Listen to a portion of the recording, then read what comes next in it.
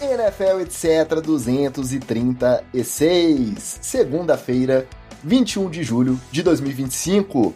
Eu sou o Ticas e agora sim, hoje chegamos com um episódio repleto de notícias, polêmicas e curiosidades. Hoje tem de tudo, viu? Se bobear, vai ter até política, futebol e religião também.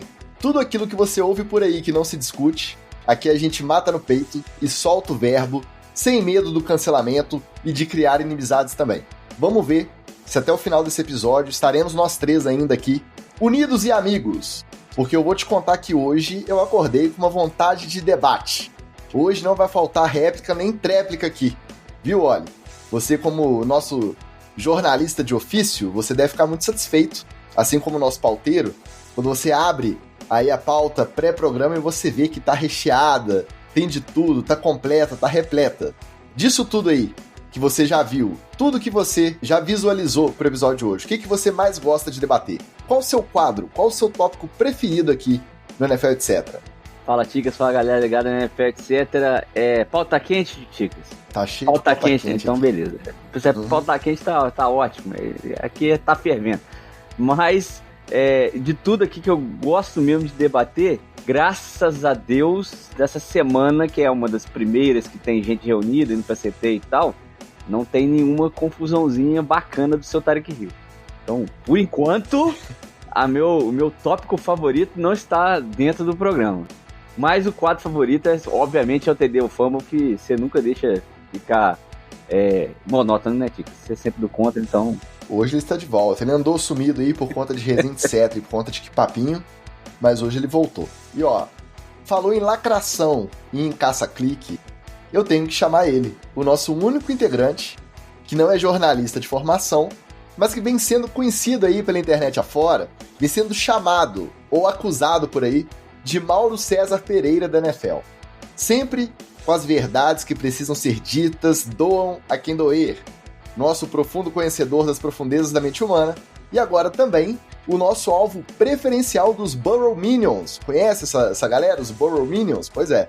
Ele é Luiz Vitorino, o nosso Magal. Fala, Magal. Preparado para mais um dia dando munição para os seus haters? Verdade que depois que você falou mal do Joe Burrow, tá rolando assédio até da própria família dentro da sua casa? É verdade ou é mentira?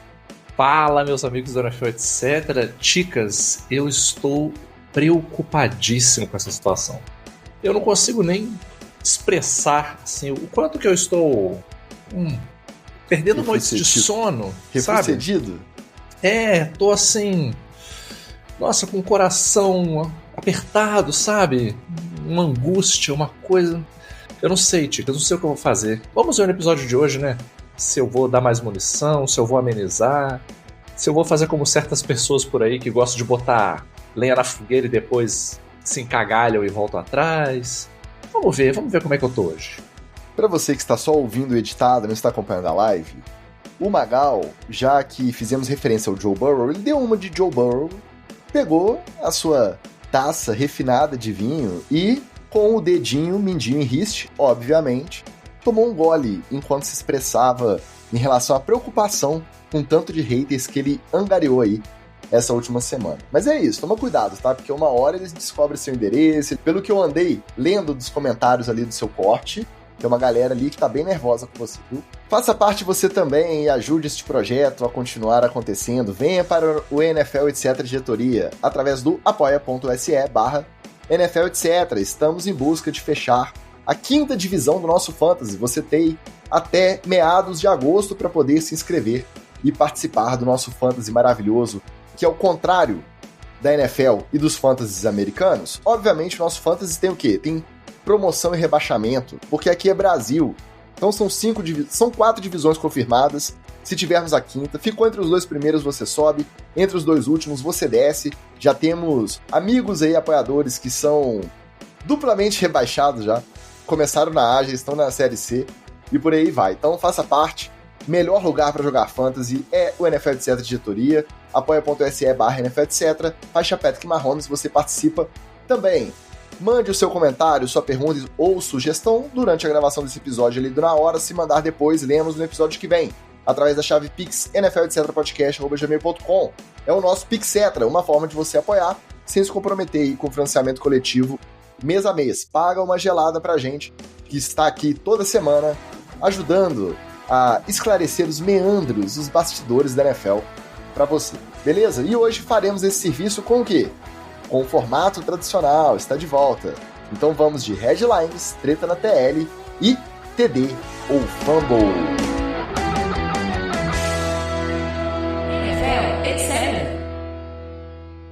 Entra semana, sai semana, os problemas técnicos estão dominando esse podcast, hein? Impressionante. Impressionante. Será que é culpa do pessoal que tá aqui no chat, que tá querendo passar rasteira, puxar o nosso tapete? Não sei. Flávio Venâncio, nosso First Pick. Carlos César, o nosso Shark, também mandando seu salve. Deixa o like aí, galera. Não fica só assistindo, não, hein? E o nosso Will Klein Santana também, mandando o seu boa noite, pegando a pia cheia de prato para lavar enquanto acompanha a nossa live. Um abraço para você, Will. Bora lá. Menos um holdout. O Steelers não vai pagar para ver mais uma novela no training camp. E o TJ Watt agora é o maior salário de um não quarterback da história da liga. Toda semana tem um, né? Ultrapassando o Ja'Marr Chase e chegando a uma média de 41 milhões de dólares por ano. Eu achei que não seria, e continuo achando, na verdade, que não era para tanto, não era para estourar essa boca do balão pela idade, pelo que tem produzido recentemente, apesar de ser hoje o maior ídolo vestindo a camisa do Steelers.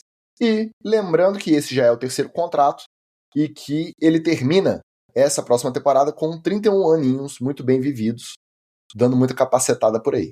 Então, hoje, TJ Watt, maior salário de um não quarterback da liga, 41 milhões de dólares por ano. Merece ou não merece? Olha, Ticas, difícil, e eu fico numa posição meio desconfortável para não defender um cara da posição dele. Mas eu achei um pouquinho demais, sendo bem sincero. Não só pela questão da idade, mas acho que por uma questão física mesmo, da gente não ter visto ele ser tão dominante nos últimos anos como ele era antigamente. Já não é mais aquele risco todo. Eu sinto um pouco do efeito Aaron Donald, assim, sabe? Muito dominante, e você vê que o último ano do Aaron Donald, as OLs já não estavam nesse frenesi todo para ajustar o jogo para cima dele. A segunda parte disso é que o Steelers claramente bota o pé de que vai ser um time defense first, né? Primeiramente focado na defesa. E aí, na verdade, eu jogo o problema do outro lado, né? Porque dependendo de como acontecer, como for a temporada esse ano, nunca é uma divisão tranquila, a divisão dos Steelers.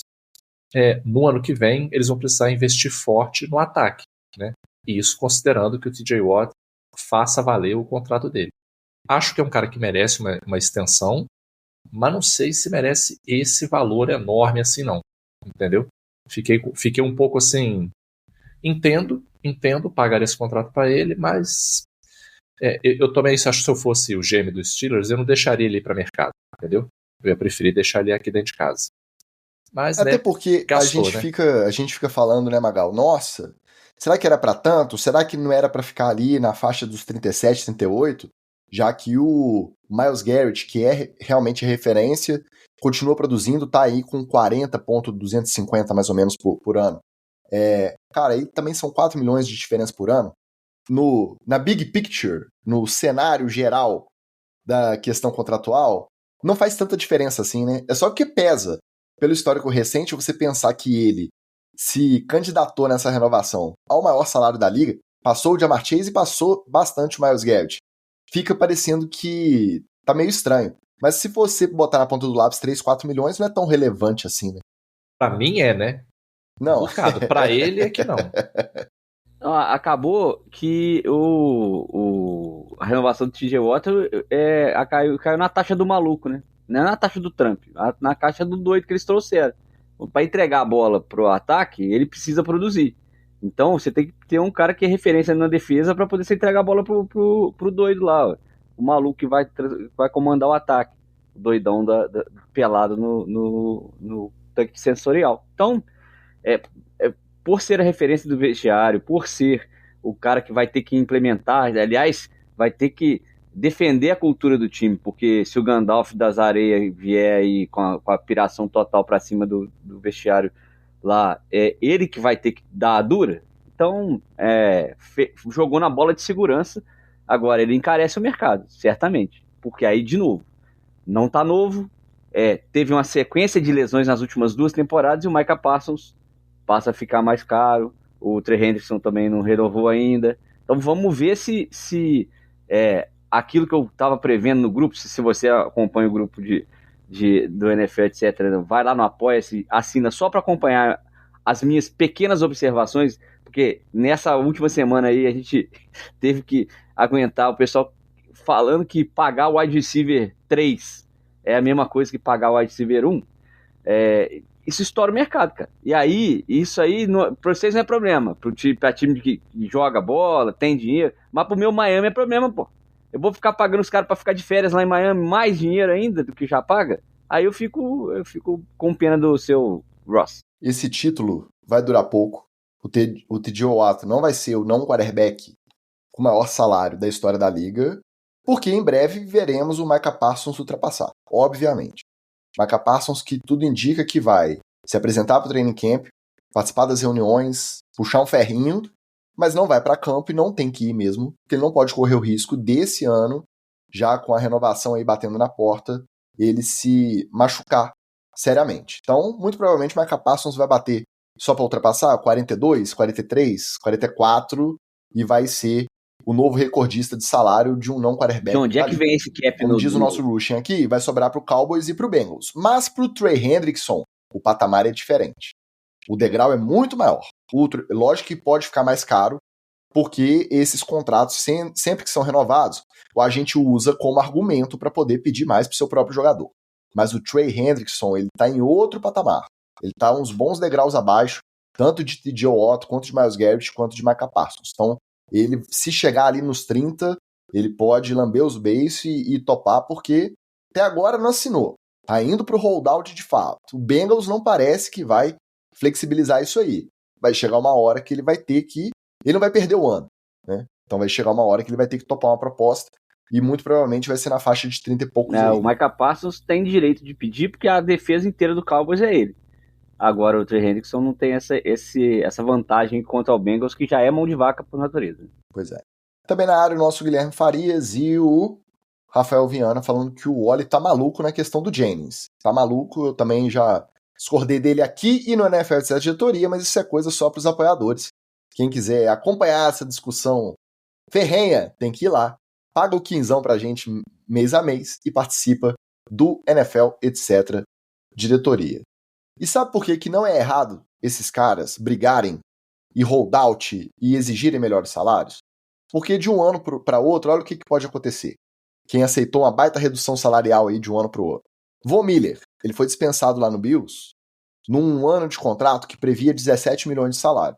Só que aí não era garantido, o Bills decidiu romper, cortou, tá na rua. Aí o Commanders foi lá e assinou por 6 milhões e 100 mil dólares. Então olha só, ele ia ganhar 17 se mantivesse lá, topou ir pro Commanders por 6 milhões e 100 mil dólares. Tem bônus para chegar a 10 milhões com incentivo, ninguém sabe quais são esses bônus e mesmo se bater tudo, são 7 milhões a menos. Então, um cara que é ao pro, não sei se vai ser Hall da Fama por conta do histórico recente de violência doméstica. Aliás, acompanhamos essa notícia na mídia nacional e internacional e parece que ninguém lembra que ele acabou de ser suspenso por conta de violência doméstica. Vamos lembrar, ele bateu na namorada porque eles estavam discordando do destino de férias que eles iriam na semana de bye da temporada. Então essa foi a denúncia contra o Von Miller. Mas assinou, vai lá pro Commanders e a pergunta que fica, com esse histórico nessa altura da carreira, 6 milhões podendo chegar a 10, merece ou não merece?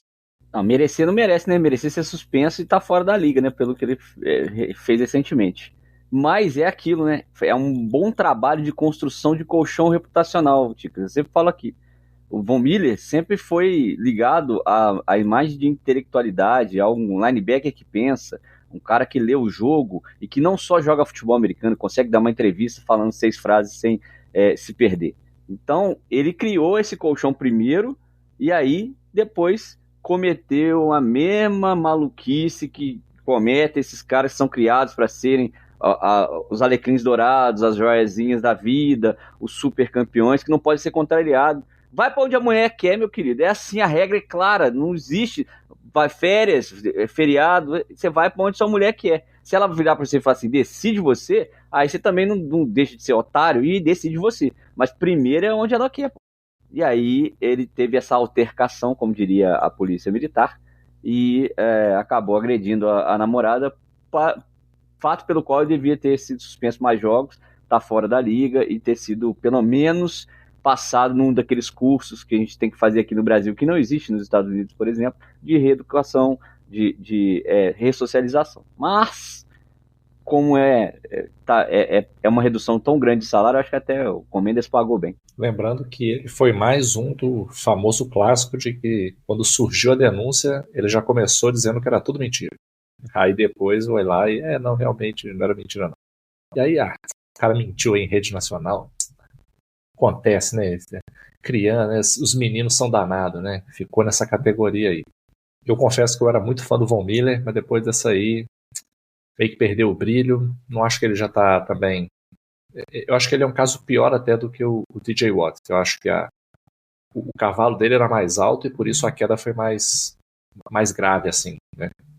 O Von Miller foi um dos poucos defensores, assim, pelo menos que eu vi, né, na minha experiência aí, de praticamente sozinho, não vou dizer praticamente sozinho, tá, mas né, eu tô falando mal do resto da defesa, mas ele foi muito, muito significativo naquele Super Bowl do Broncos, contra o Panthers. Assim. Foi o MVP, pô. O que o Von Miller fez com o nosso querido Ken Newton, isso sim eu acho que é um caso de agressão. Isso acho que deveria ter extrapolado as regras do jogo. Ele fez o Cam Newton de gato e sapato. Então eu sempre fui muito fã dele. Mas depois dessas conversinhas, depois de falar que não foi... E aí teve uma coisa que me incomodou muito, Ticas. Foi no ano passado, no final do ano passado, que quando tava rolando essa confusão toda, suspensão, tananá, de algum jeito ele descolou da mulher meio que tentar retirar a queixa, fazer um pouco do relações públicas para ele ali, que eu acho uma coisa ainda mais canalha. Então, por tudo isso, eu queria que o Von Miller aposentasse. Mas, vamos dizer que ele foi para uma franquia que não necessariamente está indo num caminho tão bom assim, né? Apesar do seu ataque maravilhoso com o Jayden Daniels, vai ter umas confusãozinhas pro lado de lá que a gente vai falar mais tarde. Por 6 milhões, mesmo veteranaço, tá bem pago. Acho que aquele salário ok. O Ravens também adora contratar um, vamos lembrar. Levou o Jadeveon Clowney lá por 4, aí levou o Kyle Van Noy por pouco mais que isso, acho que 5 e pouco, e aí o cara teve o recorde de sacks da carreira, e aí conseguiu renovar por mais uma graninha e se estabelecer por lá mais tempo. Mas a questão é, o mesmo, vamos esquecer o extracampo, vamos pensar na produção dentro de campo. O final dele no Bills já não foi muito animador. Então, não tá gastando muito dinheiro para fazer essa aposta. É uma liderança, uma voz experiente ali. Vamos pensar só dentro de campo, tirando o extracampo. Pode ser um bom negócio para reforçar. E o Comendes está se reforçando, né? Sempre se mexendo aí para tentar aproveitar essa janelinha de contrato de calouro do nosso glorioso Jayden Daniels. Agora, merece, não merece? Foi suspenso lá, né? Já ficou sem jogar no Bills, sem receber, cumpriu, voltou. Acho que merece. 6 milhões está de bom tamanho, tá? Não vou ficar mirabolando mais argumentos sobre o merece ou não merece, não. Quem não tá muito feliz por lá é quem? É o Terry McLaurin. E aí que eu acho que o Comendes devia priorizar. Se você tem um cara que é tão fundamental no seu ataque, que tá insatisfeito, ameaçando holdout, falando que não vai jogar pelo contrato atual, e aí teve uma sequência de posts do Comendes nas páginas das redes sociais. Se eu não me engano, foi dos jogadores que se casaram essa off-season. E o Terry McLaurin se casou. Ele simplesmente foi ignorado. Não postaram dele. Postaram só o dos outros jogadores. E assim, jogador de linha, que nem vende camisa, que a galera não conhece. O Terry McLaurin não foi postado. Então, tá começando a ficar estranho. O que parecia ser só aquela dança tradicional da renovação. Não, vou ameaçar o holdout, você vai me fazer uma outra proposta, eu vou recusar. Aí a gente vai chegar no meio termo, eu vou assinar. Já estão ventilando aí que ele pode bater no Patriots. A torcida de New England está toda assanhadinha. Será? Tem caroço nesse angu? Era com isso que o Washington Commanders tinha que se preocupar antes de ir atrás de um Von Miller para reforçar ali jogando, sei lá, 40% dos snaps da temporada. Porque não aguenta jogar mais que isso. Aí, doideira essa coisa do McLaurin, né? Roeu o osso inteiro, tava quase chegando na hora de pegar o filé, que uma temporada passada ainda foi difícil, essa temporada tende a melhorar.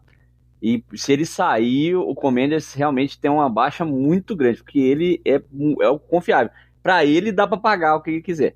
Né? E o contrato ficou mais caro por causa da assessoria de imprensa, pessoal de redes sociais. Não rolou, não facilitou muito a história, não. Mas será que não tem um toquezinho assim de como o Jayden Daniels está bem cotado? O employer branding para wide receiver do Commanders fica melhor? Assim, olha, tem um monte de wide receiver aí querendo jogar com o Jayden Daniels, velho. Ok, mas esse só vai conseguir em 2026, porque 2025, Não. se o Terry McLaurin não ficar, você vai contratar quem? Pois Os times já estão todos fechados, e aí? Como é que você atrai esse talento? Mas eu não confio na lógica do Commanders, Ticas. Tá esquisito. Essa história do Terry McLaurin tá... O Tarek Hill tá pra jogo, hein? Se postar lá, nós troca. É verdade. Voltando um pouquinho aqui no chat, o nosso Will perguntou se a gente fosse lá GM do Steelers, se a gente pagaria esse contratão pro TJ Watt ou deixaria ele ir, né? Conseguindo aí umas picks em volta. Eu acho que o grande X da questão é esse, porque a gente não tá muito longe de um cenário em que esse papinho de Aaron Rodgers, DK Metcalf e Jalen Ramsey vai para as cucuias, e aí não vai ser também first pick, porque o Mike Tomlin é um bom técnico e a defesa é boa.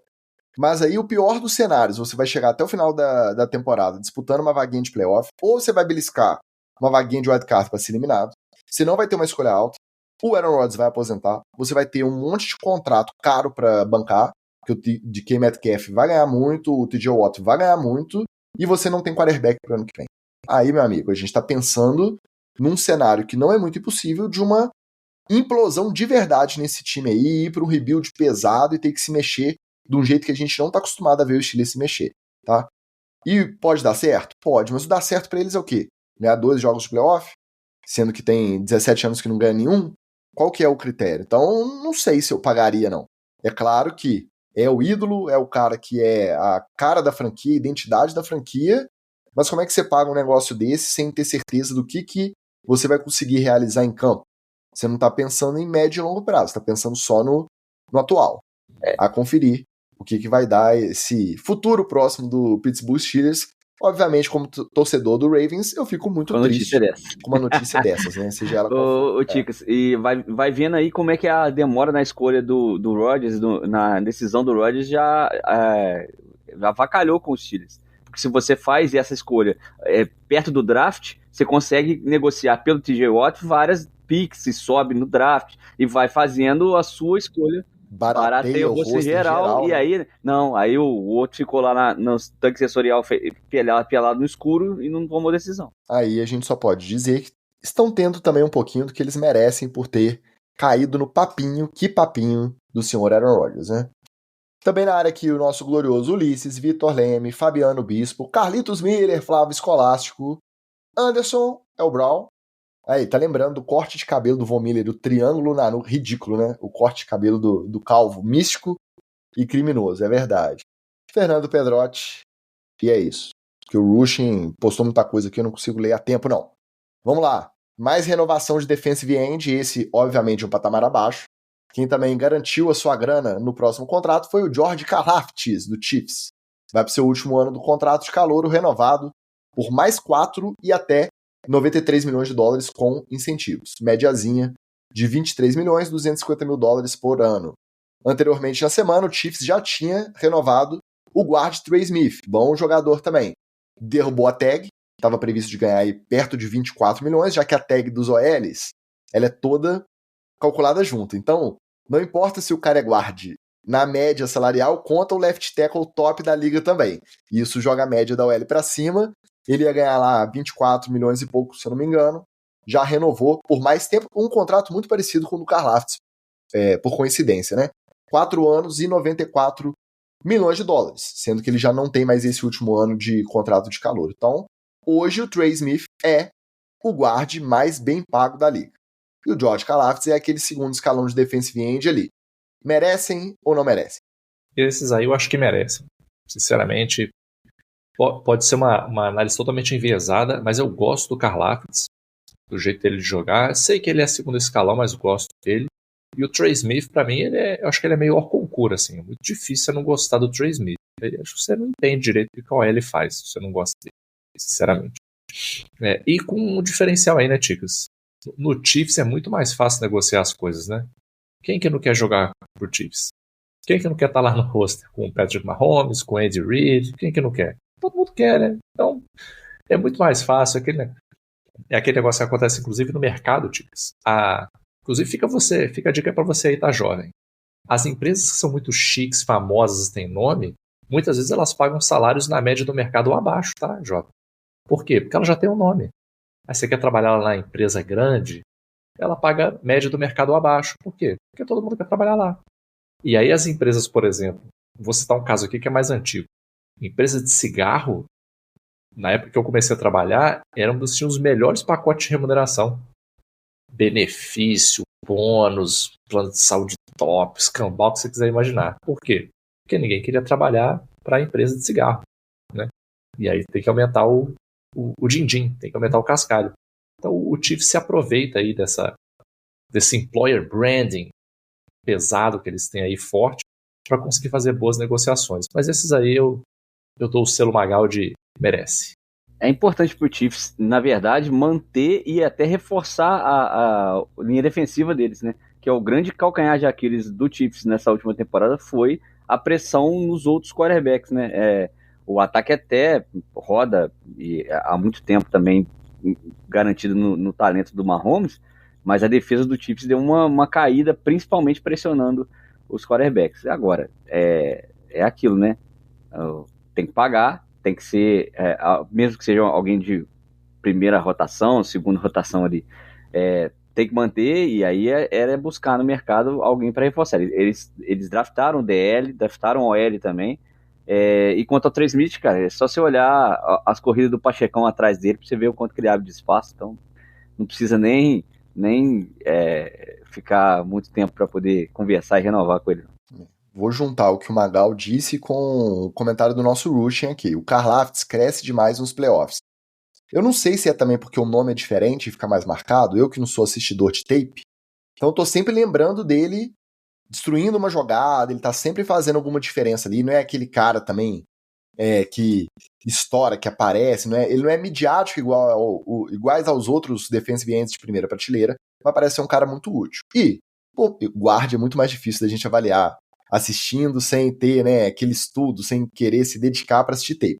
Eu não assisto tape e, aliás, é importante você que está chegando por aqui agora saber, tá? Que aqui no NFL, etc., a gente não finge que sabe o que a gente não sabe. Eu não assisto tape, mas eu ouço muita gente que assiste e comenta, que os dois considera, os dois, tanto o Karlaftis quanto o Trey Smith, bom jogador. Então, no salário ali, na renovação, bons jogadores, não poderia perder o Chiefs, porque tá aí nessa... Não é renovação, mas tá sempre brigando para segurar o talento que tem dentro do cap que é disponível, já que tem alguns contratos caros lá também, e não perder talento. Então, bons jogadores, bons contratos, segue o jogo. Só que a notícia principal que veio lá de Kansas não foi essa. E também não foi para onde que vai o estádio, porque eles ainda não decidiram, pediram adiamento, não sabem se vão continuar no Missouri ou se vão cruzar a avenida para jogar no Kansas. A notícia mesmo que veio de lá foi que finalmente saiu o indiciamento do Rashee Rice depois daquele pega de Lamborghini que resultou no acidente que feriu várias pessoas em Dallas no ano passado. O wide receiver foi condenado a 30 dias de prisão e mais 5 anos de liberdade condicional, e com isso a esfera criminal dos processos foi encerrada. Na sequência, ele chegou a um acordo com uma das 3 vítimas que estão processando por danos, pedindo indenização na esfera civil também, e agora faltam só mais 2 para ele poder se encerrar com esses processos da esfera civil. E agora também ele espera uma decisão da NFL sobre a sua suspensão. O praxe da NFL é o quê? Espera o processo criminal ir a cabo, uma vez terminado, a liga vai decidir qual a suspensão cabível após o término desse processo. E estão especulando aí que a suspensão dele vai variar de 6 a 10 jogos. Se a gente pegar uma média, seria uma suspensão de 8 jogos. Enquanto isso, ele está lá no training camp, full participant, participando de tudo. Essa sentença dos 30 dias de cilindro é flexível, ele pode escolher quando que ele vai cumprir. Então, assim, o direito realmente é muito diferente, né? Até o criminal, eu fiquei de cara porque saiu a sentença, 30 dias de cadeia e depois 5 de condicional, só que não é condicional daquela de dormir todo dia na cadeia, não. É aquela condicional que tem que fazer um curso, prestar serviço comunitário, prestar satisfação lá na delegacia uma vez por mês. É outro não fazer esquema. merda, né? Aí quando eu vi que merda também, né? não, andar na linha. Aí quando eu vi que ele pode escolher quando ele vai cumprir os 30 dias, aí ficou a sopinha no mel. Quando a NFL decidir a suspensão, ele escolhe aí dentro desse período de suspensão os 30 dias para ele ir lá pro xadrez. Saiu barato, tá de bom tamanho. A punição por bater pega de Lamborghini lá em Dallas pro Rashee Rice. Merece ou não merece? 30 dias de cadeia, 5 anos de condicional. A punição tinha que ser muito maior, porque o risco que ele assume e as consequências poderiam ser muito mais trágicas do que o que aconteceu, né? Esse é o famoso do que podia ter acontecido, ficou até barato. Mas é aquilo, né? Justiça americana. E como não é aposta, eu acho que ele vai pegar 6 jogos, é isso aí. Com certeza. Essa movimentação foi o forninho da pizza sendo ligado. É só terminar, botar o catupiry, botar o queijinho em cima e botar pra dentro do forno. A pizza tá prontinha. Esse aí já ninguém tá nem comentando mais. E aí, caso seja definido isso já para essa temporada, lá vai o Kansas City Chiefs de novo, igual depois que ele se lesionou no ano passado, contar com Xavier Worthy e Hollywood Brown como principais recebedores, né? O agravante do ano passado foi que o Hollywood Brown também se machucou na pré-temporada e demorou a estrear, né? Ele foi ano passado. Demorou a conseguir jogar, mas até fez uma fumacinha ali no final da temporada. Ou seja, Travis Kelce é o wide receiver 1, de novo. Continua, né? Mesmo capenga já, com seus 36 anos muito bem vividos, mas tem que carregar essa corrente do ataque do Chiefs. E o pessoal tá defendendo aqui, os nossos representantes da torcida do Chiefs no NFL de diretoria estão defendendo o Karlaftis, O Carlitos diz que ele não joga sozinho, mas ajuda a fazer no estrago. Ele acaba liberando bastante o Chris Jones, é verdade. E o Flávio Escolástico lembra que ele tem apenas 24 anos.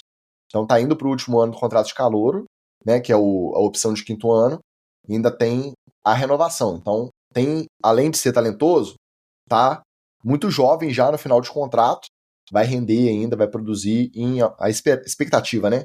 Que produza em alto nível ainda por um bom tempo. É bom que o cara sabe se guardar, né? Um detalhe. Quanto mais a pessoa marca o Chris Jones, dá porrada nele, ele vai se poupando, e por isso que no playoff explode, porque ele tá no auge da forma. O Chris Jones já tá com o joelho torcido, tornozelo machucado e tal, e ele tá baleado, e o Karlaftis vai lá e crava. E além disso, ele tem um bom professor da posição, né? Tem com quem se inspirar ali, ética de trabalho. Chris Jones é também primeira prateleira aí, né?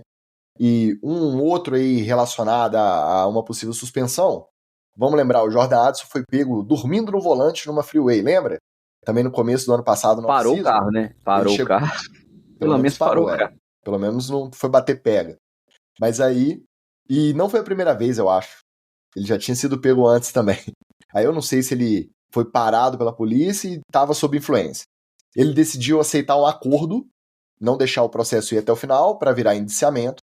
E aí, nesse acordo, ele tá nessa condicional de 6 meses, fazer 2 cursinhos online e ficou por isso mesmo. Tá fazendo palestra em escola sobre não beber e dirigir, já tá dando a volta aí nessa postura que causou esse indiciamento. Na verdade, não indiciamento, né, já que ele entrou em acordo.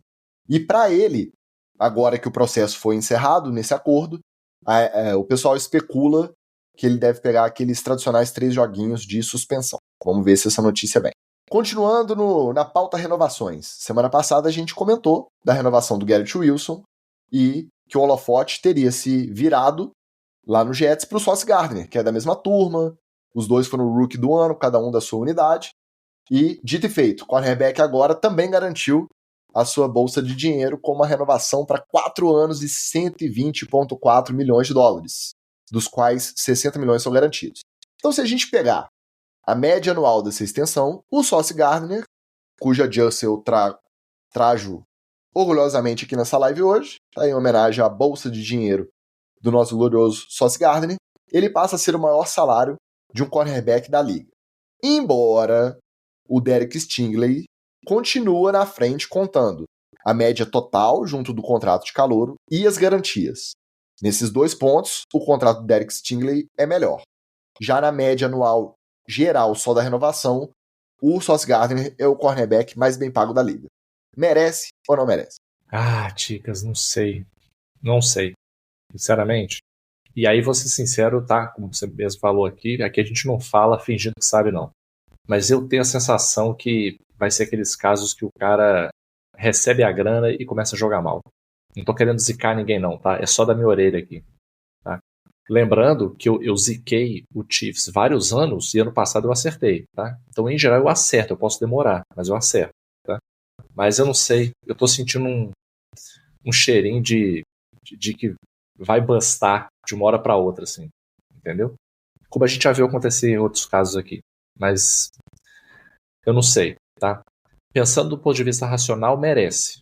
Pegando a minha zica que veio não sei da onde, a minha intuição que veio aqui, o espírito falou comigo aqui, eu acho que vai acabar sendo bust e vai dar errado isso aí. Então, eu podia justificar aqui com os números do Sauce Gardner, das temporadas que ele tem feito, desde que ele entrou como calouro na liga, mas eu vou justificar com uma frase. Pra ficar no Jets é com muito dinheiro mesmo. Aí. Cara, ele jogou bem no começo de carreira e depois o Jets inteiro foi ladeira abaixo, né, com a experiência Aaron Rodgers. Ele tem a grande vantagem de agora ter um técnico que fez uma defesa lá no Lions jogar uma bola bem jogada.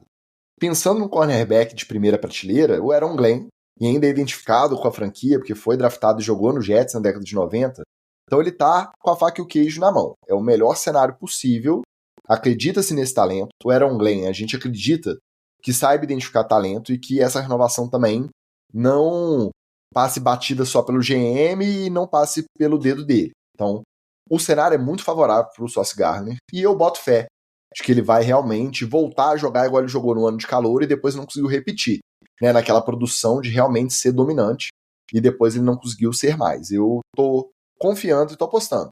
Lembrando que esse contrato também, hoje ele parece muito alto e tal, mas ele fica barato rápido. E o que é engraçado, a gente pegar o exemplo do Jets para poder debater o Travis Hunter. Ah, ele vai jogar nos dois, ele vai jogar de cornerback, vai jogar de wide receiver. Olha a diferença. Os dois que foram calouros do ano, cada um na sua unidade, draftados juntos. Numa renovação para 4 anos, a do Garrett Wilson já tá pagando 10 milhões a mais. Já começa por aí. Então, Travis Hunter, se você tiver que escolher um, vai ser recebedor, meu filho. Não vai jogar de cornerback, não. Até porque é muito mais fácil você comprovar a produção, né? O do cornerback é mais difícil. Por mais dominante que ele seja, é só ceder uma quebra de asa ali e tomar um touchdown longo, acabou. Já vai ser lembrado. É igual o goleiro no futebol. Vai ficar lembrado pelo frango. E não por ter fechado o gol os primeiros 85 minutos do jogo. Então, Travis Hunter, fica lá de recebedor, pega um snapzinho ou outro na defesa e esquece esse negócio de jogar nas duas. A gente falou do Aaron Glenn no Lions. A temporada do Lions nem começou, mas já dá sinais de repetir aquele azar com lesões do ano passado. O defensive tackle agora é brabo, hein? O Levi Onwuzurike, agora foi. Começou o training camp alegando dores no joelho e, após investigação, descobriram que se trata realmente de um ligamento rompido e um tratamento cirúrgico que automaticamente o tira da temporada. Parece que no off-season ele chegou até a operar, só que aí não fizeram o serviço direito ou abriram achando que era uma coisa e quando viram era algo mais sério. Ele foi declarado no início do training camp na pup list, na lista dos que não estavam aptos a performar, e logo na sequência, mais exames declararam ligamento rompido, está fora da temporada. Além dele, além dessa maré de azar de lesões do Lions, outro que já está fora da temporada e foi anunciado agora, o nosso adorador de maionese Will Levis, também está fora, decidiu operar o ombro. Vamos lembrar, o ombro que vinha ruim ano passado, lembra? Sentiu o ombro, vem Mason Rudolph. Melhorou o ombro, volta o Will Levis. Sentiu de novo o ombro, vem Mason Rudolph. Pois é, esse mesmo ombro, muito provavelmente, ele devia estar esperando alguma proposta de troca, já que draftaram o Ken Ward. Não veio nada nem para ser backup, ele Então, ao contrário do Derek Carr, que quando aconteceu isso falou assim, vou aposentar, porque eu não quero ficar me reabilitando, ganhando milhões de dólares às custas do Saints. O Will Levis virou e falou assim, não, beleza, ninguém quer me levar, já que é para ficar aqui, atrás do Ken Ward. Agora só querem saber de Ken Ward, first pick, beleza, vou operar e vocês continuam pagando meu salário. Com isso, agora os backups do glorioso Ken Ward são quem? Brandon Allen e Tim Boyle. Esses estão rodados também, hein? Esses aí já viajaram bastante. Complicado, mas é do jogo, né?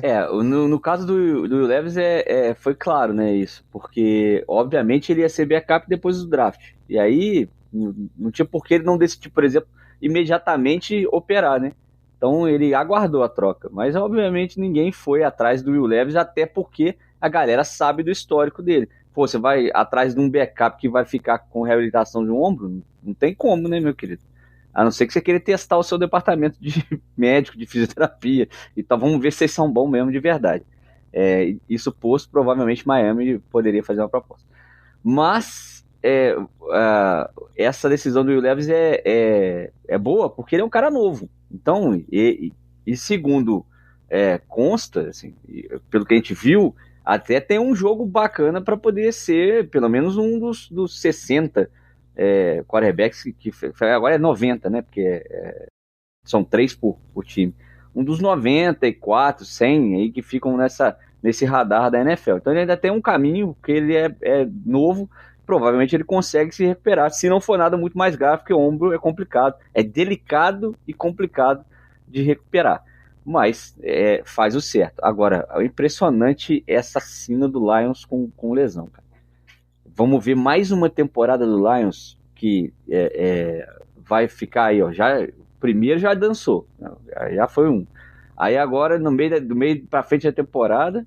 Detalhe, esse é o primeiro que tá fora da temporada. Você pega o injury report do começo do training camp, tem um que tá com suspeita de distensão do peitoral, tem outro que já tá fora com torção média no tornozelo. Cara, eu não sei se é método de treino do Dan Campbell, que é muito maluco, mas tem que começar a ser investigado esse número de lesão, assim. Começando, o terceiro dia do training camp, já tá todo mundo baleado. Tem coisa errada lá em Detroit. É verdade, às vezes o cara tá muito empolgado, e nessa época, assim, 22, 23, 24 anos, quando você tá muito empolgado, você é capaz de se autolesionar, né? E aí, mas com a tendência da evolução dos training camps, as lesões vão se apresentar mesmo. Mas é uma pena o Lions ser barrado de fazer uma campanha de Super Bowl, por exemplo, por conta das lesões, né? E aí não adianta, cara. O cara já machuca na pré-temporada. Vem o próximo, que é o segundo string, já machuca durante a temporada. Aí você vai disputar o playoff, como a gente destacou no episódio passado aqui, com o terceiro string, quarto string. Pois é. Essa lesão do Lions aí, cara, dá aquele gostinho de trauma, né? De eu já vi esse filme antes. E, pô, eu fico sempre empolgado pelo Lions e essa eu confesso que me deixou meio chateado, assim. Pô, cara, não é possível que o time vai bater na trave esse ano de novo por causa de lesão, né? Se a gente pensar tudo que o Lions conseguiu produzir no ano passado com a quantidade de lesionados que eles tinham, não era maluquice entrar na hype, entendeu? Não era maluquice. Se todo mundo ali tivesse... Vamos dizer todo mundo. Se metade ali tivesse em condição de jogo, bicho, era time pra brigar até o final, pô. Então, assim... Já começa a ficar meio triste. E com relação ao Will Levis, eu vou ter que ficar do lado do proletário, né, Ticas? O cara percebeu que ele não é essencial para a empresa, ele falou assim, o quê? Eu vou fazer a operação no período de trabalho. Pegar meu atestado, ficar em casa sossegado e a empresa me pagando. Que safoda eles. Ué, não chamaram o menino novo aí? Não botaram o talento?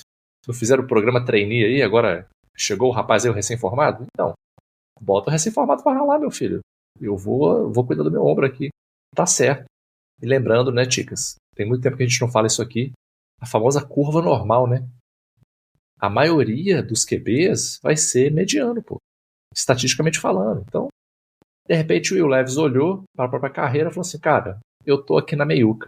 Então eu quero saber do seguinte, vou operar meu ombro, vou ficar de boa, sem esse frenesi todo para estar jogando, para ser starter, vou fazer minha físio tranquilo, sossegado. Já tô imaginando ele aqui de moletomzinho, chinelinho, chegando lá, dando aquele alô pro fisioterapeuta, fala, e aí, meu irmão, como é que tá? Beleza, vamos mais uma hoje. Deita na caminha do Pilates aí, começa o serviço. É isso aí, pô, tá certo ele. Apoiadíssimo. Deixa o menino novo mostrar serviço. A questão é que com o ombro supostamente bom, já não tinha muita gente interessada, imagina depois do ombrinho operado. Tenho curiosidade de saber se ele mostrou algum talento, como disse o Oli, em algum momento. Ele é um dos melhores 96 quarterbacks da liga? Muito provavelmente é. Mas será que é o estilo de backup que você precisa?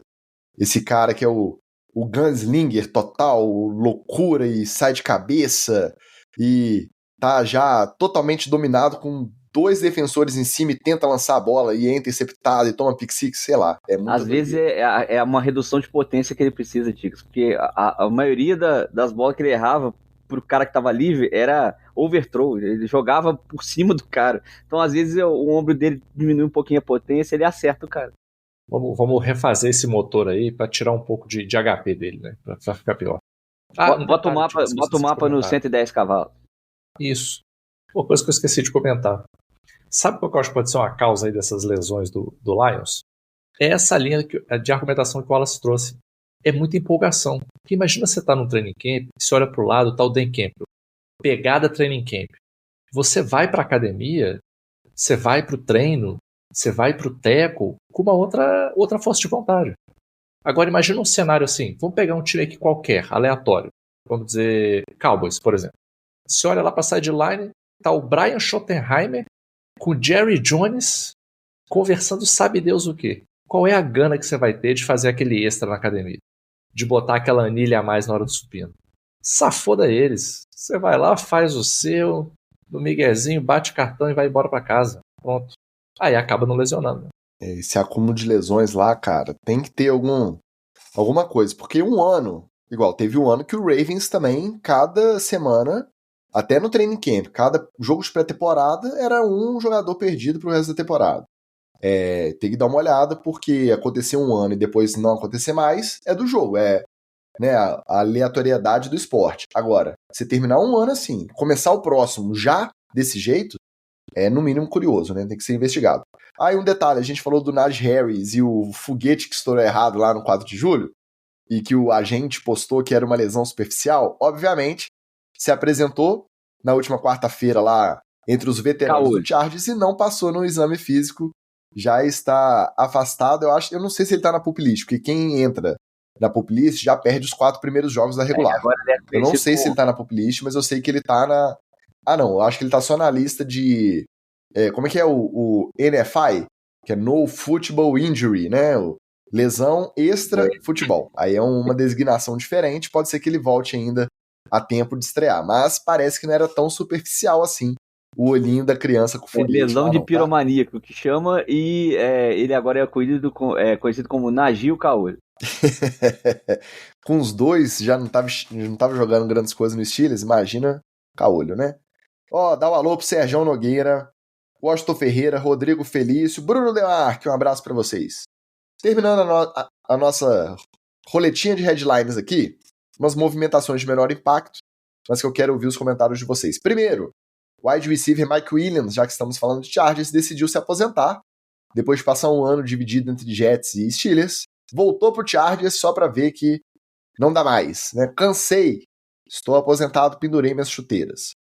Já o nosso fã da Avril Lavigne, Desmond Ridder, continua sua jornada de backup, pulando de galho em galho. Dessa vez assinou com o Cincinnati Bengals, vai ser reserva do Joe Burrow. E o tight end Noah Fant, herança daquela trade do Seahawks com o Broncos pelo Russell Wilson, foi cortado em definitivo por Seattle. Alguém fica triste, alguém fica animado? Mexe com alguém essas movimentações, sim ou não? Não mexe nada, Chips. Dessas movimentações aí, a única coisa que eu acho que é digna de nota aqui, inclusive já vou levantar essa bola aqui pro Wallace, é o seguinte. No caso específico do Noah Fant, né? Como você bem falou aí, foi herança, né? Então já veio assim como Mariola, né? Já veio como Mariola. E aí ele foi cortado pelo Seahawks. Rumores de que tem um certo time aí interessado em ir atrás do Noah Fant. Um time da Flórida, não vou dizer qual, porque lá tem mais de um, mas um certo time da Flórida aí, rumores de que estaria interessado em ir atrás dele. O Miami está se especializando em ressuscitar carreiras, né? Ressuscitou o John Smith ano passado, quem sabe a gente consegue com o Noah Fant. Mas esse aí eu fiquei surpreso de saber que ele ainda estava jogando, tá? O Fant eu não sabia realmente, ele estava lá, eu acho que era o 3º ou 4º a entrar em campo pelo Seahawks. Wallace, esse é aquele que quando você tá no draft do Fantasy rola o nome, você fala, 2015? Deve estar errado aqui, não é possível. Não, e outra, se o cara é cortado no corte lá do 53, beleza. Se ele é cortado no intermediário ali do 65, porque draftaram um calouro, que ninguém tava dando nada por ele, o cara comeu a bola no training camp e já sabem que não vai ficar com o veterano, beleza. Cara, tá na fase de ter 90 e tantos jogadores no training camp, tá começando, é o segundo dia de training camp e o cara tá cortado. Então, realmente, e se for pra Miami, será que juntar Noah Fant e Darren Waller? Dá um? Não, assim, a verdade, se eles conseguirem fazer uma fusão, igual o Super Saiyajin, às vezes cola, né? Assim, um entrar dentro do corpo do outro, que aí acaba suprindo as falhas, né? O joelho é ruim, o outro joelho é outro. Então, assim, tá nisso.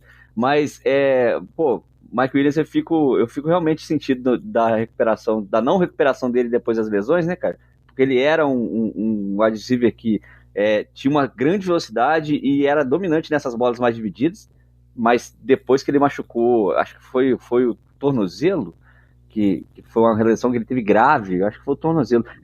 Cara, eu acho que foi o joelho. Acho que foi um joelho num training camp. Exato, também. e nunca mais voltou a ser o mesmo, infelizmente. E o Desmond Ridder, o Arthur me perguntou, né? Mas por que contrato o Desmond Ridder? Eu falei assim, Arthur, tem uma coisa no futebol americano que é rodar um ataque. E pelo menos ele já teve em campo e sabe rodar um ataque. Porque não dá pra você ficar contando que um cara que vai chegar como calouro vai saber rodar um ataque de NFL.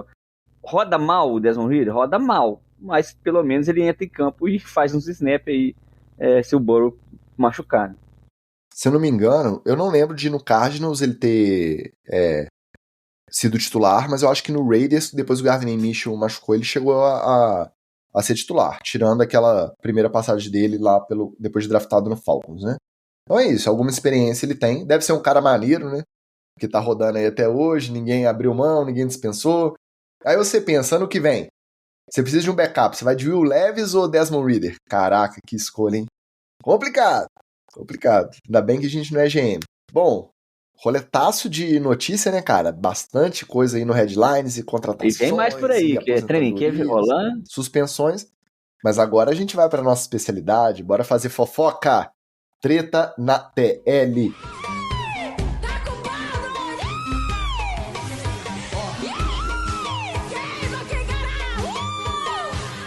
Nem só de tarifaço maluco contra o Brasil vive o glorioso Donald Trump. No último domingo, e em meio a conversas sobre o montante de financiamento público do novo estádio do Commanders, o Laranjão fez um post na sua rede social, a Truth Social, determinando que o time volte imediatamente a se chamar Washington Redskins, caso queira que as conversas de incentivo prossigam. De quebra, ainda sobrou também para o Cleveland Guardians da MLB, que ele também mandou voltar imediatamente a usar o antigo nome Cleveland Indians, mas nesse caso eu não sei se tem um novo estádio, se tem algum outro motivo para ele fazer chantagem pela mudança de nome aí. Será esse o empurrão que faltava para essa nova gestão do Washington retomar o nome tradicional, o nome dos tempos de sucesso, ou é só mais uma bravata, como tantas, que não deve interferir na negociação do novo estádio lá do Commanders ou do Redskins? De chantagem desse laranja aí a gente entende, né? Mas é isso, né? Ele vai fazer esse carnaval, vai falar isso aí, mas o que ele quer é dinheiro. Todo mundo sabe essa coisa do teatrinho do Trump, e ele volta atrás e tal. Eu gostaria que ele forçasse a barra para se chamar o Washington Phantom Cats, que é muito melhor do que Commanders, que é o nome que eu adotei para mim, que quando esse time for campeão do Super Bowl, eu até faço uma camisa, Washington Phantom Cats campeão. Mas, infelizmente, ele continua querer levar... Essa é aquela crise, né, o Ticos, o pessoal vai ficando velho, ela quer levar os preconceitos dela para frente e achar que tem poder para frear o mundo e puxar o mundo para trás. Tem não, filho. A sociedade, ela evolui. A primeira coisa disso aí, Ticas, é o seguinte.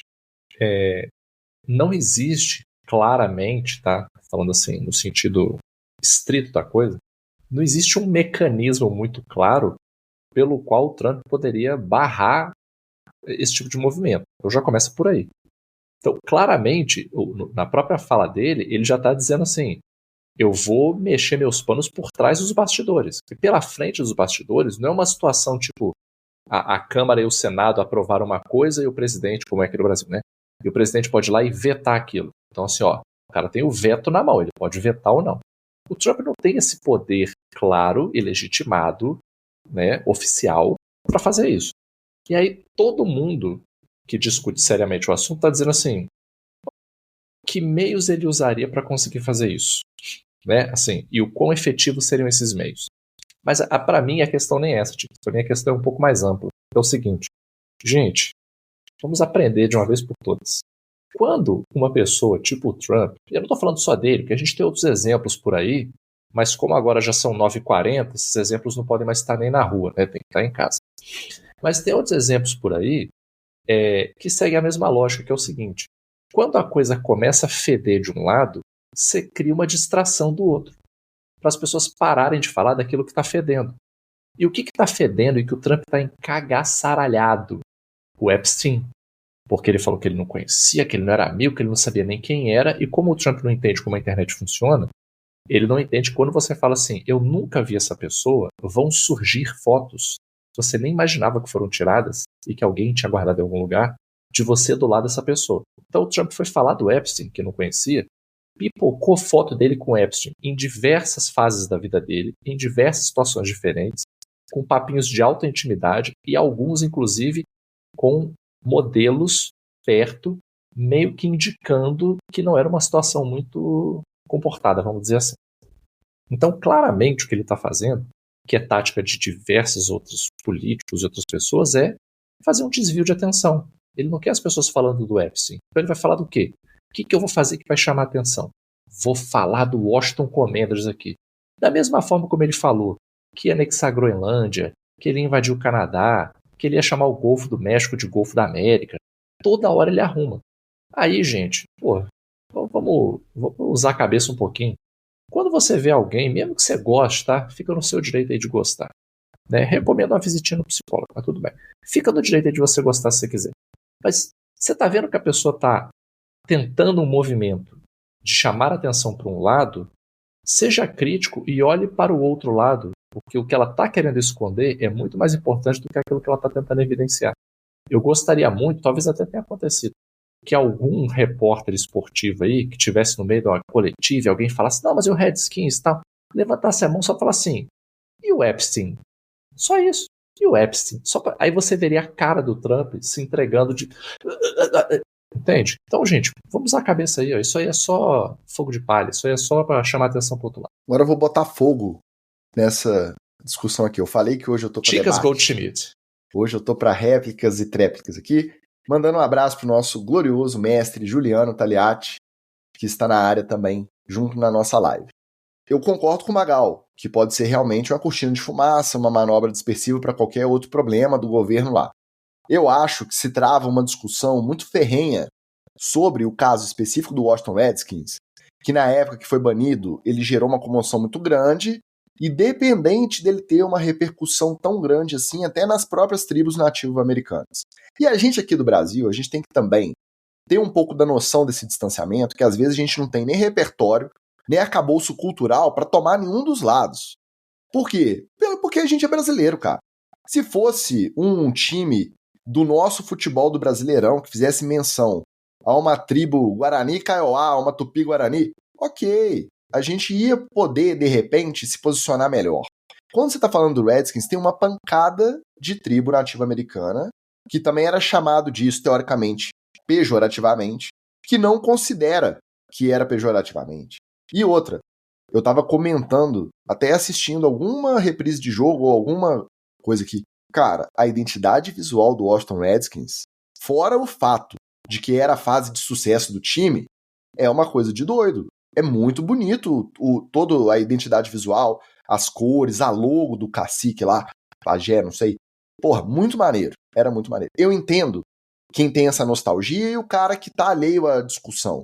Ao mesmo tempo, se tem uma minoria, por menor que seja, que se sente incomodada, e se teve patrocinadores forçando o time a mudar o nome, sob pena de retirar o patrocínio, mudou. Aí eu vou com o Oli. Se mudou, não tem motivo para voltar atrás.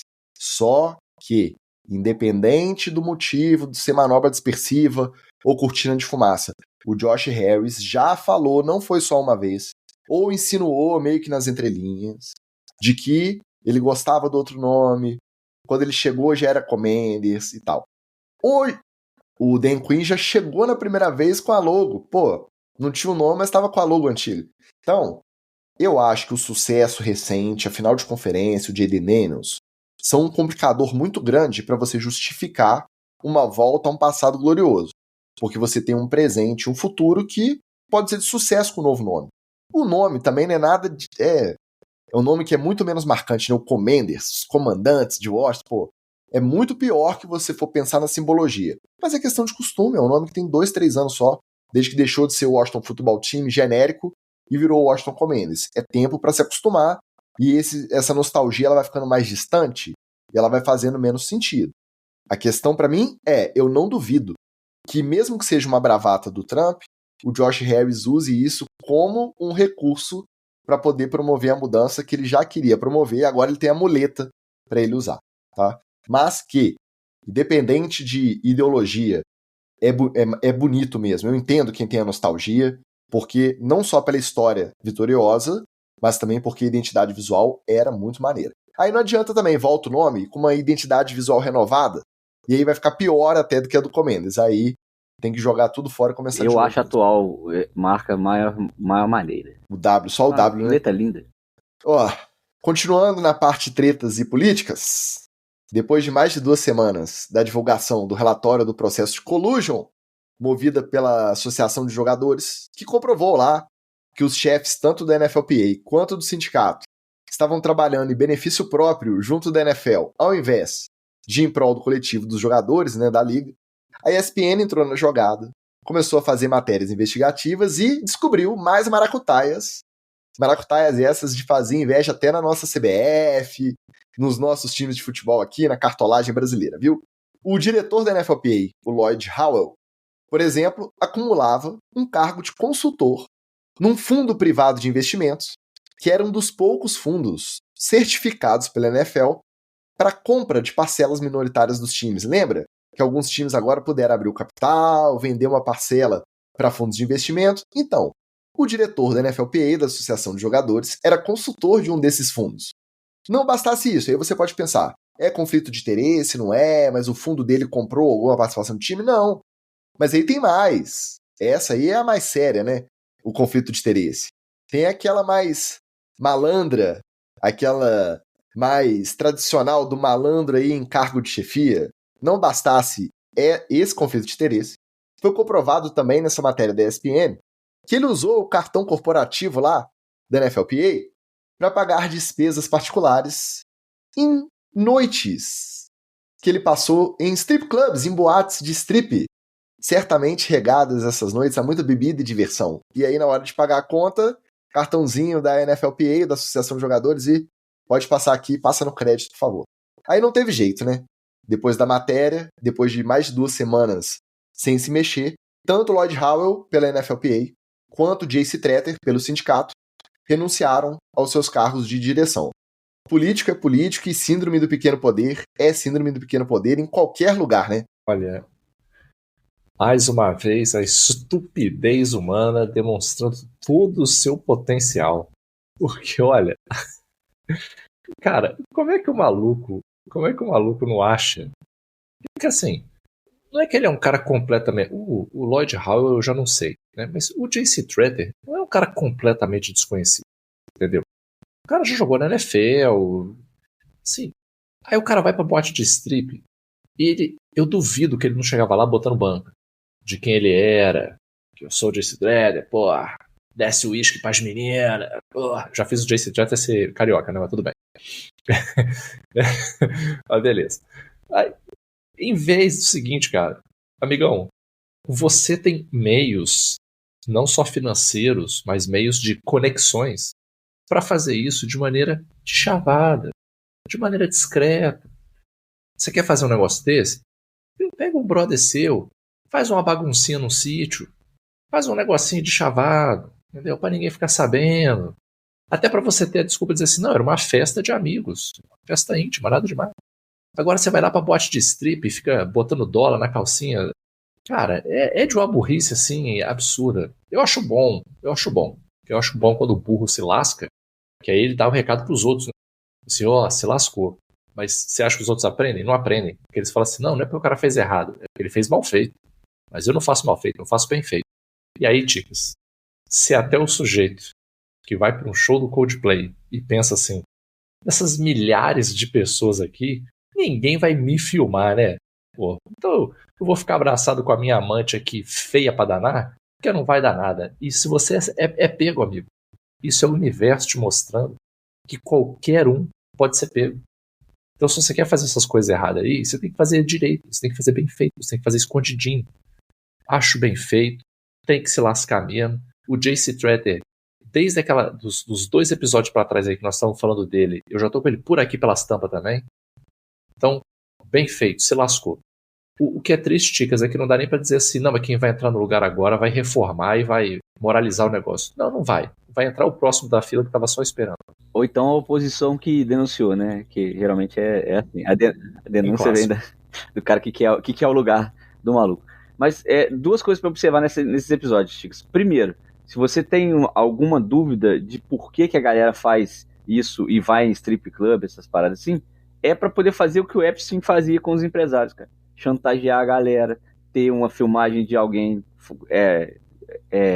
fazendo um ato indecoroso, entre aspas, chantagear ele com filmagens Ô, Wallace, aí seria um colchão antirreputacional? Exatamente. Ou seja, estou construindo um colchão para queimar o cara. Chantagem da mais rasteira e pura mesmo. E o Epstein, o problema dele é que ele ainda agenciava menores de idade. Então, vou lembrar também que o Epstein nessa época estava preso, Magal. Então fazer uma baguncinha particular devia ser um pouco mais difícil para esse pessoal aí. Ou estava preso ou morto nos últimos anos. Então, né? Mas é isso. As negociatas, esses acordos escusos, eles acontecem nesse tipo de ambiente por conta disso. Ali ninguém é santo, não. Ali não tem ninguém negociando com o doido. E o mal da pessoa é achar que só a mãe dela fez filho esperto, né? Ele nunca vai descobrir. Pra mim, o melhor dessa notícia é porque o cara é conselheiro de fundo de investimento que está comprando o time. Ao mesmo tempo, ele é representante máximo da associação de jogadores. Então ele vai jogando nos 2 times, né? Ele vai dar um agrado para a liga, dar um agrado para os jogadores, e aí já estão querendo passar para 18 jogos. E ele se achou o coringa dessa negociação. Ele, não, eu vou conseguir angariar benefícios para mim, ajudando os 2 lados e sendo querido dos 2 lados. Ele não imaginava que essa bomba ia estourar. Nesse andamento mais recente da investigação, descobriram também, já aí não é o Lloyd Howard, que é o piranheiro lá do strip club, o J.C. Tretter, que foi quem promoveu o Lloyd Howard, quem mexeu nos bastidores para poder garantir a influência dele também. No ano passado, retrasado na verdade, em 2023, quando estava aquela confusão de não quererem pagar os running backs. E ele foi num podcast do Ross Tucker e ele insinuou que, não oficialmente, mas que nas entrelinhas, ele falava para os jogadores fingirem lesão na hora de negociar os seus contratos. E aí, a NFL o processou. E a NFL teve algum andamento lá, porque, igual da collusion, eles se culiarem para não pagar contrato garantido, nesse foi julgado improcedente o processo da NFLPA. Do da NFL para cima dele, eu não sei se eles entraram em acordo ou foi julgado improcedente. Só que aí ficou essa jogatina. A gente não vai divulgar esse processo que a gente fez em cima de você. Você mandou os jogadores fingirem lesão. E você também não vai divulgar o que vocês processaram a gente por tentar não pagar garantido para ninguém. Então ainda teve esse andamento dele toma lá da cá. O famoso é o quid pro quo. Não é, o Magal? Você que é o nosso... Porra, aí você usou, não é o inglês desnecessário, é o latim desnecessário. Exatamente, você que é o nosso fluente latim, o quid pro quo. Quo, né? É o toma lá da cá. Então tava todo mundo aí com o rabo preso, e aí isso veio à tona, os 2 dançaram. Eu acredito que o efeito seja realmente o de uma atenção maior em quem vai ser designado como novo diretor. Nisso aí eu acredito. Apesar de que a repercussão entre jogadores, que são a parte interessada e a parte prejudicada nesses processos, está muito pouca. Os únicos que eu vi ou ouvi falando abertamente sobre o caso, como um absurdo que isso pode ter reflexos diretos nas novas negociações, foram 2 ex-jogadores. O J.J. Watt, que está com o irmão dele na liga, então ele tem algum teto de vidro aí também para ficar fazendo acusação direta, e o Chris Long, que também já está aposentado, e foi um dos caras que foi mais veementes aí, chamou os jornalistas que fizeram essa investigação pro podcast dele. Ele realmente ficou muito revoltado de perceber como que a associação era manipulada por benefício próprio desses dois figurões aí, diretores. Vamos ver se tem mais repercussão aí a partir disso. O Lamar Jackson já tá lá no training camp também, sem papo de renovação nenhum, e aí agora ele pode ser a bola 8 desse novo andamento, caso ele consiga renovar num contrato 100% garantido. Eu acho difícil, mas pode ser que o batom na cueca acabe o ajudando nesse sentido, né? Pra terminar o treta, uma mais leve. Nem tanto, porque ela tem politicagem também. O Teddy Bridgewater, depois de se aposentar dos campos da NFL lá em 2023, ele assumiu como head coach, para quem não lembra, head coach do high school, na sua alma mater do high school, a Miami Northwestern Senior.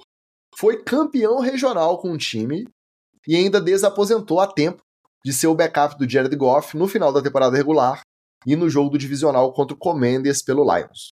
Agora, ele foi suspenso pela Associação Atlética de High School da Flórida por ter bancado do próprio bolso algumas despesas dos seus jogadores. Carece de fontes, tá? Mas eu vi um relatório dessas despesas que seriam mais ou menos as seguintes. $14 mil ele bancou durante o training camp do time do high school com pintura, manutenção do campo e materiais para essa manutenção. $9.500 ele gastou em equipamentos, pads, capacetes, uniformes para o time. $2.200 ele gastava por semana em refeições pré e pós-jogo. $1.300 por semana ele gastava com a recuperação e reabilitação dos jogadores pós-jogos, porque só a equipe do próprio time não dava conta da quantidade de moleque que tinha que tratar, uma lesão aqui, uma físio ali. Então ele pagava em média aí $1.300 por semana. E $700 por semana ele pagava em Uber e outros aplicativos de transporte para aqueles jogadores que moravam mais longe e não tinham como se locomover para os treinos e jogos. Na regra do high school, nenhum jogador pode receber nenhum tipo de incentivo financeiro, nenhum tipo de contrapartida, mesmo se for do próprio técnico do time. Se isso tudo fosse pago pela própria escola, não seria um problema. Sendo pago pelo técnico do time é um problema. E aí a gente entra naquela famosa regra que é ilegal. Mas será que é imoral? Vale suspender o cara o ano inteiro por isso, porque ele descumpriu a regra, que é explícita, ou deviam passar um pano pro Teddy Bridgewater? Então, Ticas, isso divide o meu coração, né? Porque o Teddy Bridgewater termina a carreira dele atuando pelo Miami também. Então, assim, é um cara, gente boa. Assim, quando ele tava jogando, eu queria ver ele morto. Mas é gente boa pra caramba, fora de campo. E fez questão de jogar no Miami justamente porque é de lá e tal. E eu concordo com vários desses gastos dele. Mas o que me pega é que são coisas assim, como os $2.200 de refeições, a recuperação dos atletas e a locomoção deles de Uber, por exemplo. Se ele tivesse comprado um ônibus para poder levar todo mundo, a galera em casa, doado um ônibus para a escola, isso faria diferença. Mas porque essas benesses individuais para os atletas, elas são só para o momento. Então, só para aquele moleque jogar um pouco melhor naquele próximo jogo, né? Não é tipo a manutenção do campo, os materiais de treino, os equipamentos que vão ficar para o time depois para poder o próximo cara do high school jogar com pé de capacetes mais modernos. Então, nisso eu acho que é algo que poderia ter sido evitado, se ele tivesse feito só isso. Mas eu acho que o que pega são os ganhos direcionados aos atletas que estavam no time naquele momento. Porque aí esses não tem jeito. Esses você está tentando influenciar na hora o resultado do seu time no próximo jogo, na próxima partida ou na partida que vai ser decisiva lá na frente. Então você está a fim de ganhar aquele momento. Você não está deixando um legado para a escola, para todo um ambiente de futebol americano. Então, se fossem só as melhorias físicas, se ele tivesse comprado um ônibus daqueles modernão, que tem aquele janelão foda e tal, sei lá, e fosse ficar para a escola, eu defendia o Teddy Bridgewater onde tivesse. Mas o que aponta que o ganho dele, que ele queria que fosse imediato naquele time que ele estava treinando, são as benesses individuais que ele dava. Então, por isso, não dava para passar pano. A suspensão é correta. para atletas de juventude, para programas que envolvem atletas jovens, você tem que deixar um legado para o programa. Feliz ou infelizmente, você não pode estar preocupado com o desempenho particular dos atletas. O Wallace gabaritou e vou fazer um adicional. E nesse caso, a suspensão também não resolve muita coisa, né? Porque a vantagem individual você já deu. O cara se alimentou melhor, o cara teve mais condição de jogo. Ainda que isso não tenha impactado, isso desequilibrou o jogo de alguma forma, né? Concordo que os gastos ali com manutenção de campo, alguns desses gastos, vamos ser honestos, assim, você querer calcular o efeito individual que isso teria no impacto, num resultado de jogo, é maluquice, né, pô? Pintura e manutenção do campo, a material, o equipamento pro time. Não, mas se o cara tiver o melhor equipamento, ele joga melhor. A gente sabe que isso não é tão verdade assim, para vários esportes aí. Né? Não, e mesmo se for o que você está falando, é imensurável. Como que você vai quantificar isso para, né, de repente fazer um grau diferente de punição? É impossível.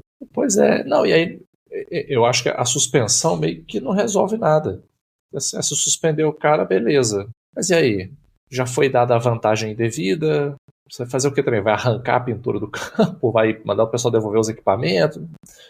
Meio que não tem o que fazer.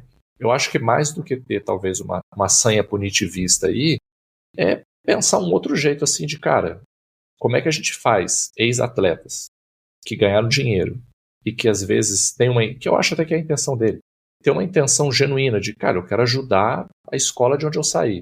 Façam isso de uma maneira que seja equilibrada, né? Então, de repente, assim, você pode fazer uma doação dentro desses limites, desses parâmetros aqui para o seu time. Ou, não, para você fazer uma doação assim para o seu time, você tem que fazer uma doação do mesmo valor para a liga das escolas aqui, para ser dividida entre todas as outras escolas, porque aí você beneficia mais a sua, mas você também está ajudando as outras. Então, eu acho que mais do que achar um culpado, suspender e achar que resolveu o problema, eu prefiro repensar o processo para tirar o melhor dele possível. E o grande problema é abrir o precedente, né? Por quê? Essas despesas para ele, que jogou 10 anos na NFL, mesmo com lesões, mesmo a maioria do tempo de reserva, e que ganhou 70 e poucos milhões de dólares na carreira, essas despesas são insignificantes.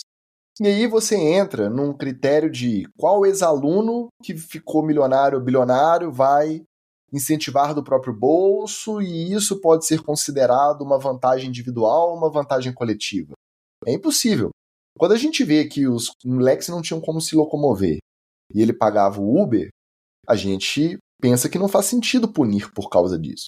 Mas se você for pensar no cenário geral da competitividade, da justiça, porque, apesar de ser ensino médio, é disputado, Flórida e Texas são máquinas de high school, né, de nível de futebol americano praticado no high school. Então, realmente, você tem que preservar um pouquinho a integridade do jogo também. Não é só o desenvolvimento do atleta, não é só a criação da condição melhor numa determinada escola. Então, pensando nesse sentido, voltando às nossas perguntas intermináveis do Headlines, merece ou não merece? Acho que merece. Agora, minha curiosidade é, será que vai pintar como backup em algum time aí? Não vai poder ser técnico de high school. Desaposentou e teve snap em campo pelo Lions, a gente viu até na série quarterback, no Jared Goff sendo avaliado por concussão, tava lá o Teddy Bridgewater em campo. Será que volta? E um último ponto, Ticas. Será que não acaba fazendo muito mais efeito o cara ser o head coach da escola? Assim, não pesa muito mais na balança do que o equipamento? O cara foi lá na NFL, treinou com os melhores, aprendeu com os melhores, volta para a escola. O outro head coach lá do outro colégio, o cara tá lá no sul da Flórida. É o tio da educação física, rola a bola. É o tio da educação física, entendeu? É o tio Walter. O tio Walter tá lá passando queimada pra galera. E aí o cara ser o head coach não acaba sendo muito mais decisivo? Não acaba sendo muito mais desequilibrador da balança aí, talvez, do que o Uber que o cara paga? Fica aí a reflexão. E aí você não tem como proibir, né? Você não pode proibir o cara de ser o técnico e tal. E vamos lembrar, tiveram outros quarterbacks aí recentemente se aposentaram e viraram técnico de high school. Philip Rivers, se eu não me engano. Teve mais gente nesse balaio. Drew Brees. O Philip Rivers vai treinar o time da casa dele, né? Só lá já dá um time roster completo, né? Olha só quem chegou. Arthurito deu papadex, passando para dar o alô.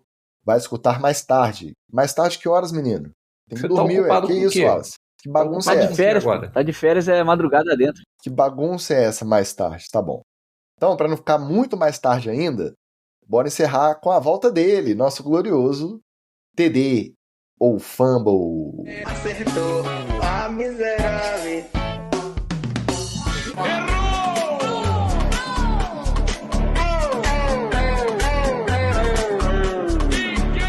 Na era das experiências cada vez mais VIPs, Premiums e gourmets, o Arizona Cardinals está oferecendo aos seus torcedores a oportunidade única de viajarem a um jogo fora de casa, num voo fretado nos mesmos moldes do que viajam os jogadores, além de receptivo, hospedagem e experiência do dia do jogo diferenciados e cheios de brindes e amenidades.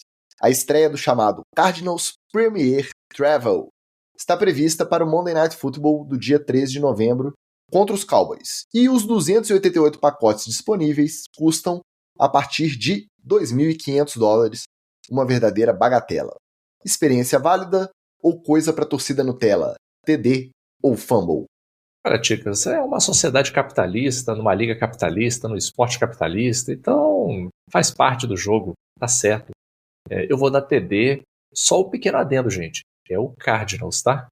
Você vai pagar $2.500, viajar hospitality para ver o Cardinals, tá? Então, é por isso que eu vou dar Fumble, Magal, basicamente pelo mesmo motivo. Porque não adianta você ter o Firuliro e tal, que na hora do importante, do bom, você vai assistir o Cardinals, pô. Você não vai ver nenhum jogo de futebol americano, você vai ver um atropelamento do adversário pra cima do seu time, que é uma bosta.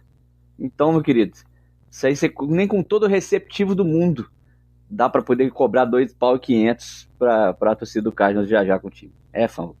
A gente já apertou o Ticas na primeira, só por isso eu já tô feliz. Pô, mas essa é muito fácil. Essa é custo-benefício. É ROI. Return of Investment, né? E aprendi com o Magal essa, tá vendo? $2.500. Pega qual é o salário mínimo lá nos Estados Unidos. Calcula aí. Pega $2.500 e calcula. Vai voo fretado, tá? Naquele avião lá plotado, Arizona Cardinals, um Boeing 777, igual o que os jogadores usam para ir para os jogos. Vai ser recebido lá cheio das amenidades, a equipe do time, deve ter algum contato ali com alguém do time, vai bater foto, os assentos são VIPs lá no estádio adversário. Cara, e põe na ponta do lápis o quanto a gente vai gastar para ir ver Chiefs e Chargers de São Paulo e Itaquera. Quem tem que deslocar por conta própria, transporte, quanto que pagou do ingresso. Cara, TDzaço. Tá baratíssimo esse esquema do Cardinals aí e ainda é Premier. A gente, para pegar a fila lá no metrô, voltar igual sardinha em lata, a gente tá pagando proporcionalmente mais caro. TDzaço, essa experiência aí tá maravilhosa. Por esse preço, $1.160, hein? por esse preço aí tinha que me oferecer pelo menos uns 4 snap a cada drive. Tá vendo? 1.160 é o salário mínimo lá, médio? Mas aqui a gente traz informação. O Arizona tem a 8ª maior média de salário dos Estados Unidos. Então o pessoal lá tá podendo pagar. Tá. Então, ao comparar com os preços praticados no Brasil, eu vou dar TDzaço para a experiência VIP do Arizona Cardinals, viu? Cansado de sofrer com a claridade do verão californiano durante os treinos do Chargers, o quarterback Justin Herbert está usando lentes de contato especiais com proteção ultravioleta para proteger os seus belíssimos olhos azuis. Segundo o jogador, a viseira do capacete escura embaça muito e as lentes já foram usadas por outros jogadores no ano passado, entre eles o Jerry DeVers. O detalhe é que o modelo usado pelo Justin Herbert é vermelho, o que gerou reações inusitadas dos repórteres que cobriam a atividade. Então, se você tiver curiosidade, dá um Google aí que você vai ver ele na coletiva com aquele olho, com aquela lentezona vermelhaça ali. Proteção necessária ou só um fã da saga Crepúsculo? TD ou Fumble? Olha, eu vou dar Fumble porque essa é a pior desculpa que alguém pode usar para poder se fantasiar.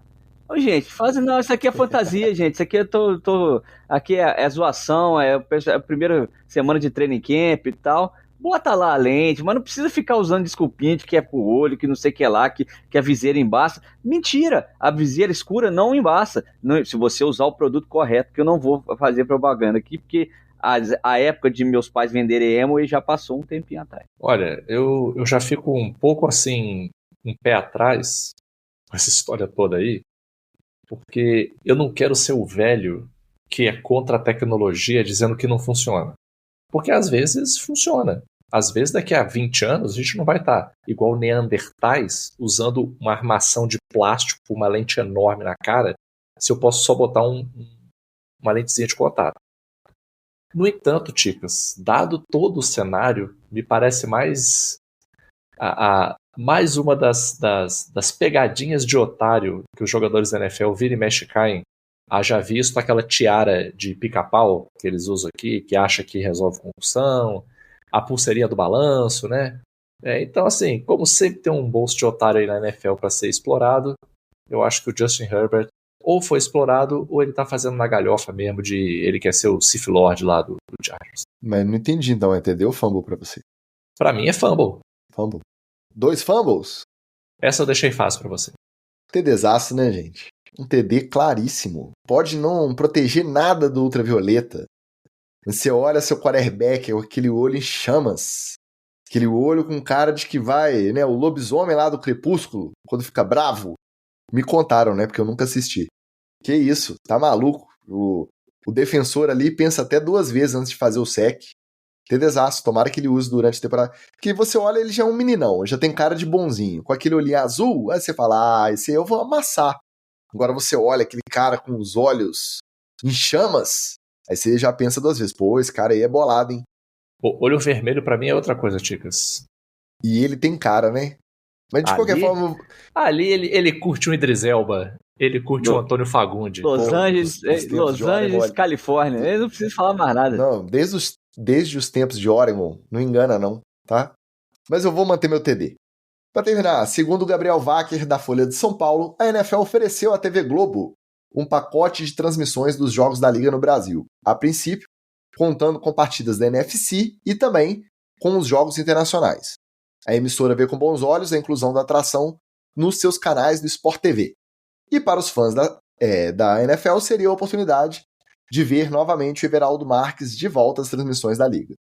NFL no Sport TV, é TD ou fumble?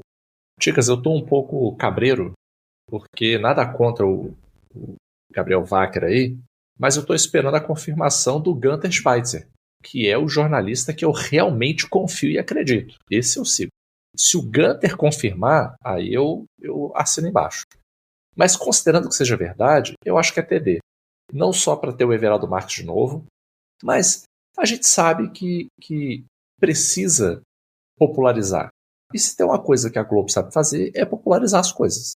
Então, cara, você pode ter todos os seus prós e contras aí em relação à Globo, pode achar o que você quiser, pode achar que vai estragar, você pode achar o que você quiser. Mas se você for pensar no aspecto de disseminação do esporte, eu acho que acaba fazendo um trabalho até melhor do que a Rede TV fazia quando passava alguns jogos de graça. Porque apesar de passar os jogos de graça e ter uma cobertura maneira, mas era um canal que não pegava em todo canto. Lembrando que isso aí era pré-TV digital, né? Não pré, né? Mas ali na transição, na expansão da TV digital. Então não pegava em todo lugar, não era todo mundo que sabia. Tinha gente do próprio futebol americano que já curtia e que não sabia quais jogos iam passar na Rede TV. Eu mesmo já me peguei assim, domingo, linkão não funcionando, meti na Rede TV, tá passando lá um jogo do Lions, do nada, entendeu? Perfeito, narração. Então, eu acho que pelo aspecto da socialidade, da popularização do esporte, eu sou a favor. Eu sou a favor, quanto mais espaço a NFL conquistar nas grades de programação, pra gente é ótimo, que adora o esporte e acompanha o esporte. É obviamente que a gente fica com um pouco de temor por conta até dos outros narradores, né? Porque o Everaldo Marques a gente sabe que vai estar escalado, inclusive para a Fórmula 1 no ano que vem, por exemplo, que já vai retornar para a Globo. O Everaldo Marques é um cara que narrava Fórmula 1 na Transamérica, em São Paulo, narrou durante muito tempo. É um cara que vai ficar, obviamente, à frente dos principais jogos da NFL, mas tem que ter o 2 e o 3, né? E o medo de ser um touchdown do Luiz Roberto é muito grande. Mas é TD. Eu vou de TD também. Eu não sou LinkedIner igual o Magal, mas eu vou lançar uma braba aqui, né? Nada tem a capacidade de melhorar um produto do que a concorrência. E por mais que a gente tenha chegado aqui, muito graças ao que a ESPN sempre fez pelo fã da NFL no Brasil, parece que rola uma certa acomodação ali em algumas transmissões, parece que tá jogando muito ali com o garantido, né? Quem tem os pacotes melhores é a ESPN, vai tocando, principalmente fora do horário nobre. Então, eu acho que ter uma concorrência, ter a Sport TV entrando, querendo fazer frente, querendo atrair, de repente, numa mesma faixa de horário, o cara que, ao invés de ligar na ESPN, vai, contando que seja um fã aleatório, né? Não tá vendo o time dele, tá escolhendo um jogo para assistir. E aí, o Sport TV querendo bater de frente, eu acho que só tende a melhorar o produto nos dois. Tende a ter esse famoso chamado padrão Globo de elevar o nível da transmissão e com isso a ESPN vir junto. Então vou dar TD porque, além de ter mais uma opção, porque essa concorrência pode ser muito saudável também para melhora geral das transmissões dos dois. E já tem uma vantagem aí, né, Ticas? Até endereçando o problema que o Wallace levantou, né?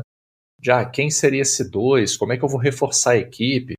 Pô, a gente tem um Paulo Mancha aí disponível no mercado, pronto para entrar e dar na cara de todos aqueles que foram contra, que enfiaram faca nas costas, que puxaram o tapete, vindo por cima e falar assim, agora eu tô na Globo, vocês tentaram me derrubar, mas eu me reergui. Então, só por essa possibilidade eu já fico ainda mais animado. Pois é. Eu sou suspeito porque eu sou fã do Manchinha. E o conteúdo dele do Canadá é maravilhoso, tá? Acompanho todos. Lembrar aqui dos amigos, né? Que do Monsanto está na área aí, ó, para narrar, pronto para poder, aquecido com o gogó em dia e acompanhando a NFL. Esse tem histórico também. Antes da gente se despedir, ó, o Matheus Ibrahim, ele lembra a bandeira do Brasa no anel do Eagles. É verdade, você que não acompanhou, o anel de campeão do Super Bowl tem estampada a bandeira do Brasil. Talvez, se o tarifaço tivesse vindo antes, eles não teriam essa ideia para mandar o Ourives lá cravejar, né? Mas agora já era.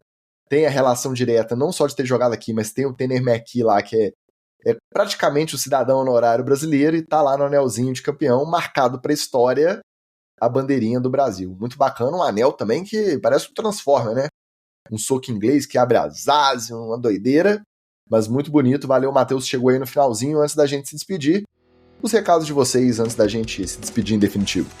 Eu vou seguir a dica que a gente recebeu no grupo do NFL Etc. Diretoria logo após o episódio passado, né? Inclusive onde a minha sugestão de filme foi incrivelmente criticada, além das várias críticas que eu recebi, até o filme que eu indiquei foi criticado. Aliás, essa semana pra você foi caprichada, né? Olha, foi danada. No corte, no NFL Etc. Diretoria, na casa da família Matos, você tá só tomando fumo, né?